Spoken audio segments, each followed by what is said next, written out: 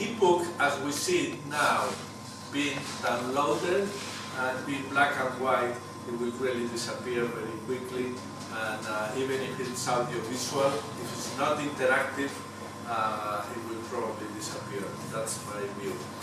And then we will have digital library that probably will be the leader in market share, but I'm sure that other means will appear. I don't know what those means will be, but at least we are people looking there to that corner to see what will be coming. So I hope that anything that moves will be moved by lead, because as you know, the best way to predict the future is to build it the way you want it.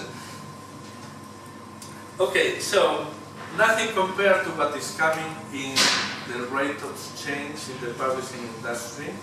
Now we will start to enjoy a change in how the publishers work themselves, because we will have a big change, adding audiovisual content, all-you-can-eat libraries, and my definition of book is an invitation from an author to navigate through the world.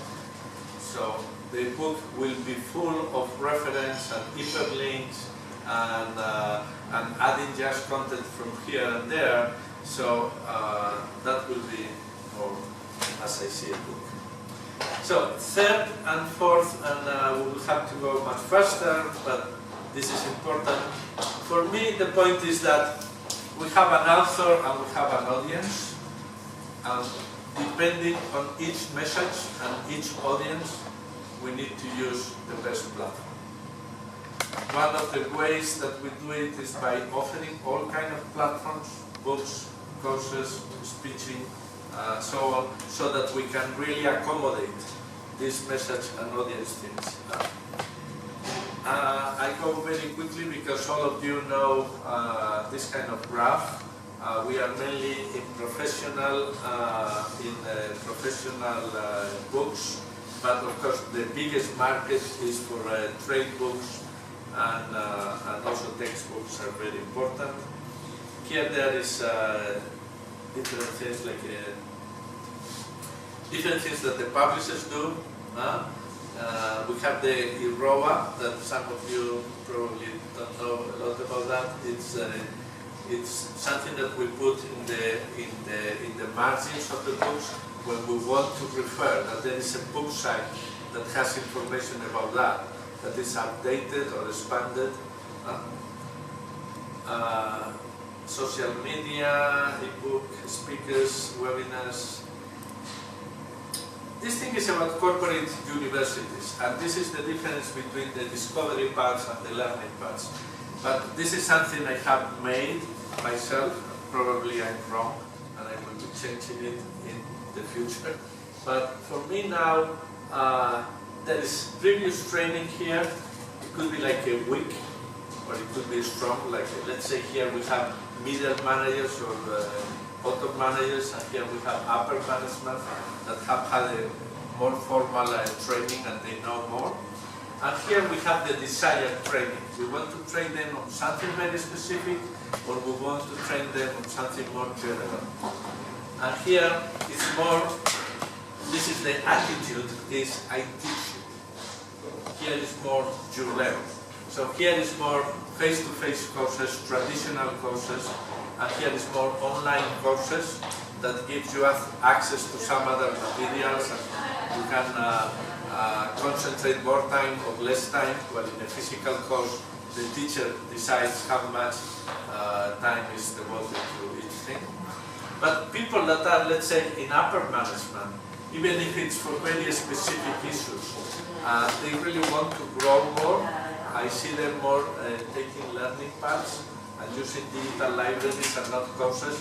I don't see a CEO really going through a course, but I see it going through a digital library and having, if it's a very specific training, having something more structured. If it's more general, and perhaps it's not entertainment, but let's say a more joyful learning experience that is not so, let's say, not so specific, It's more, okay, yeah, I want to know more about how big data could affect my industry. I mean, something that is not about how to apply big data to my industry, very specific, than something more general, but okay, we will discuss that. But this is where I see that the attitude was more discovery. I want to know if this is interesting for me, and the other one is more growing. Okay, I know that I have to do more of this, how I do it. But I could do it. Academic journals, professional journals, digital marketing, public relations, you know all about this, so please review it, and you will be easy for you to understand. So, the impact on author of digital. I mean, we have seen how digital affected the bookstores, how it affected the publishers. Now, the question is how it affects the authors. Do they need a publisher or not? And before it was clear that they needed a publisher, but now people think that if the publisher is going to do the traditional things of a normal publisher, then the authors could just skip it. Because if they only offer proof correction, layout, the cover, printing, which is not needed in the ebook, distribution, which is easy to get, the publisher is really dispensable. But if you believe what I have been talking about, that is, that publishers could provide goal and focus to the authors, they could be good advisors, there is a variety of formats they have to cover to really make sure that the message they want to deliver goes to the right audience in the right platform. If they have to do the audiovisual elements, if the public relations now they are going to be in a worldwide basis because the products will be more easy to translate. It cannot be done on a local level, so probably they need a new kind of publisher. In general, you could define that each trade, each profession is sustainable if you have to coordinate around between 3 and 7 other professions. So you can have a contractor if you need a plumber and a carpenter and so on.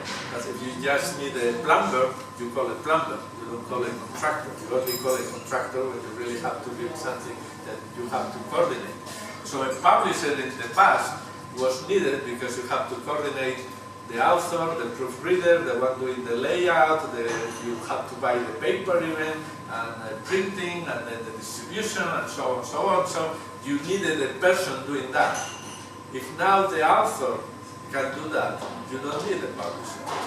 But if you increase the role of the publisher to include providing audiovisual elements, providing consulting, providing international coverage, then you need a new publisher. This is similar.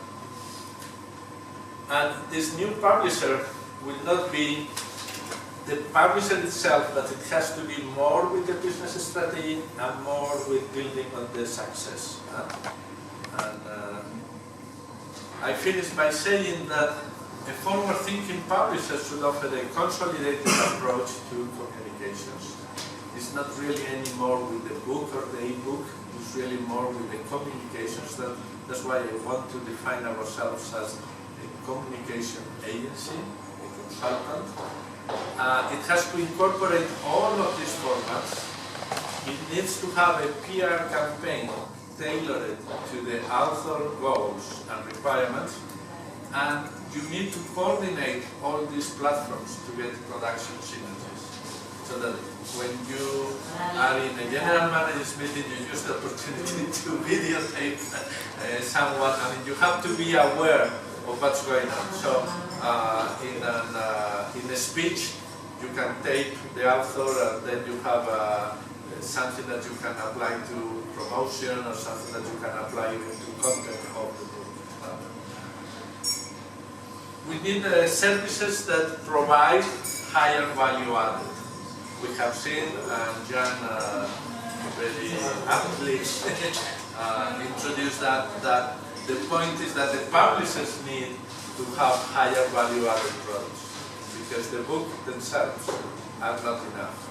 You cannot justify a publisher just by publishing books. It will not be done.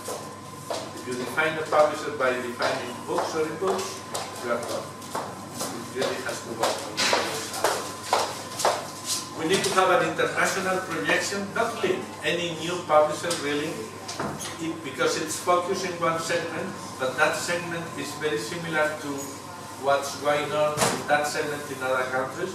It will have to be international, and I believe it's not just sporting. You need to have support in each country. You need to build these opportunities to have the platform being used, and therefore I think that the author and the publisher choose each other not on a book-by-book basis, but on a long-term relationship. And if every time you want to have a long-term relationship, it has to be based on trust and common interest.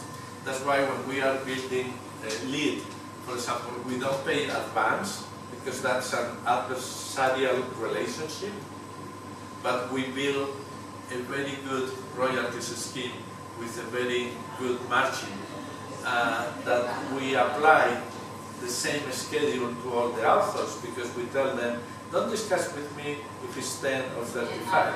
Just make it happen. Make it that we go up and you will be getting 35. This is not a discussion. You cannot convince me. Just convince me of how are we going to work together so that we go at a higher level of sales. So it's this kind of relationships. And I believe that's all. Thank you very much. And,